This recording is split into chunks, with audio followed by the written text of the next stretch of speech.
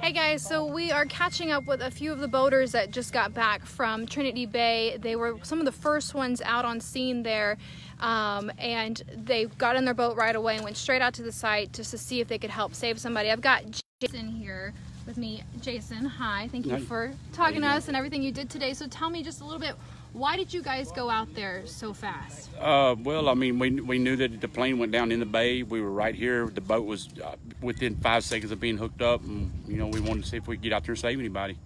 But tell me, you were outside when you heard it. Yes, so ma'am. Talk a little bit about that. We were standing out here, just me and Derek, and standing out here talking by the boat, just shooting the breeze, and the plane come over. And when we heard it before we saw anything. I thought, man, we're looking at each other trying to figure out what it was, and by the time it crossed over the trees and past the house is when we seen the ass end of it.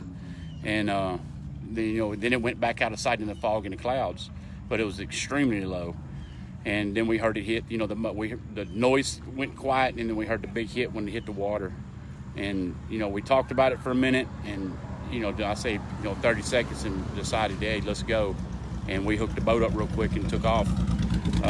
We were like the second boat on scene, trying to figure it out, where everything was, because there wasn't much of the plane, that we could see.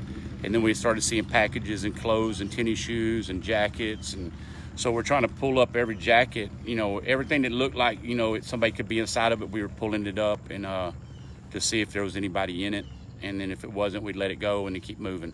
Because that was your hope, right? Yeah, we was hoping that if anybody was hurt and still alive, that we could get to them and get them back to the boat and get help to them.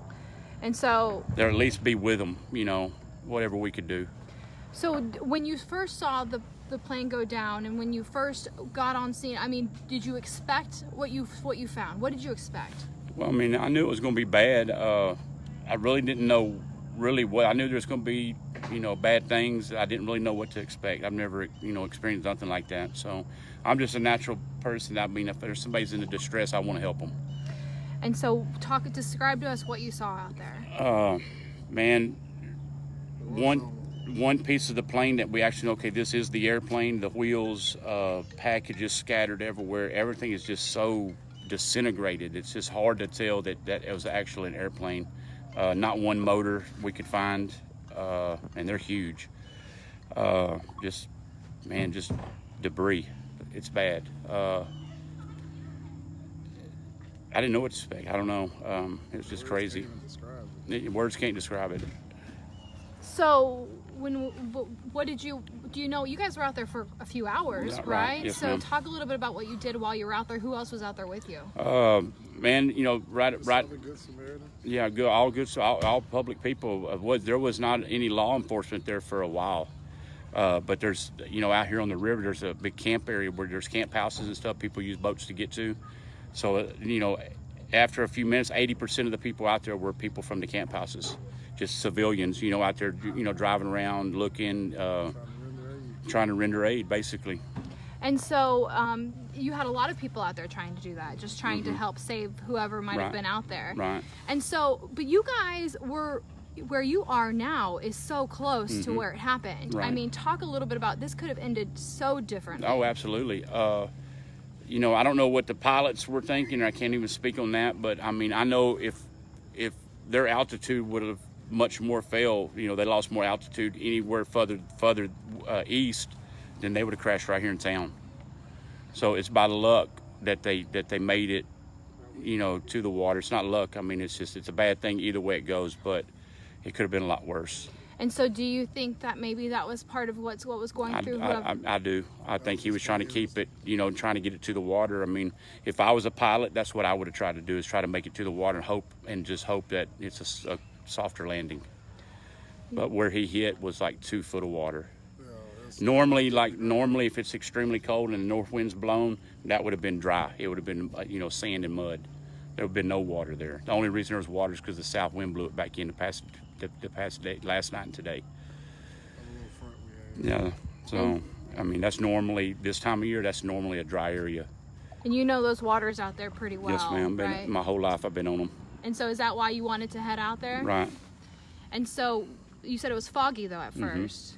Yeah, and so when you first came onto the site, what was going through your head? Where to start looking. I was expecting to, there would just be bodies scattered everywhere, but the plane is so buried in the mud. I mean, it's hard to find anything that's not shattered or tore, and the body parts that were found are just, they're small. You carry them in your hands. Nothing to really say, hey, that's a human foot or that's a human bone. It's just meat and skin, and blood. It's a typical. I mean, like the thing exploded.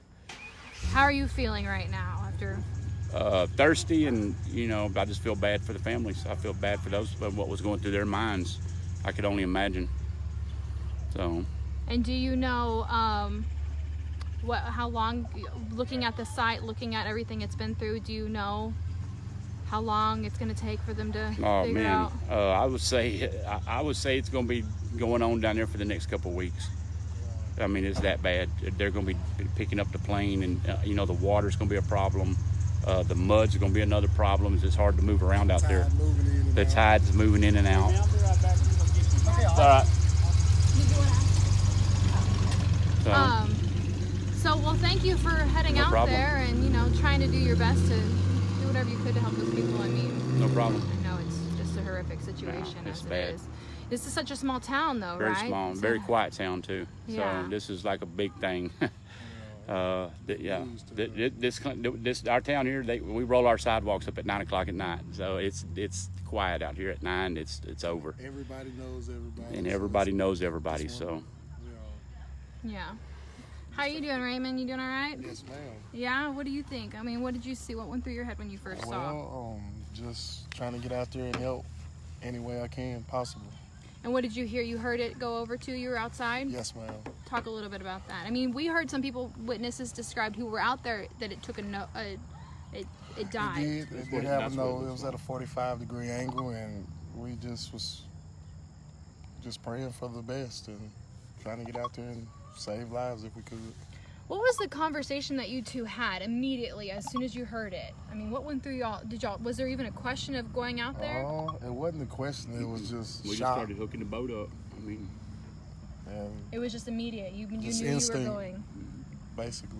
Yeah. And so describe a little bit about what it looks like out there. A lot of work.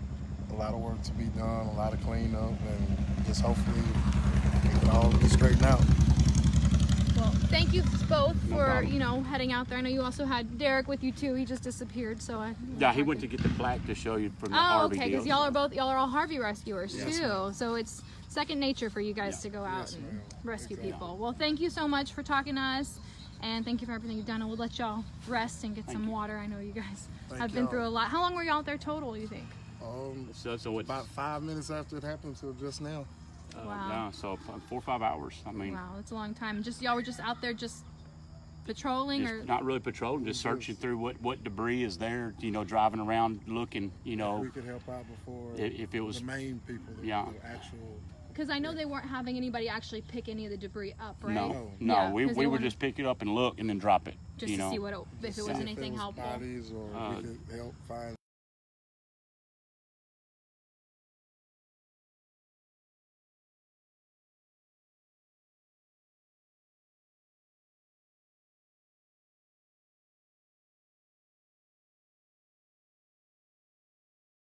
For talking to us, and No thank problem. you for. Yes, ma'am. We'll have more from you guys coming up on our later shows. So anyone who's watching, we'll have more of an update from these two guys. Obviously, they're heroes trying to go out there and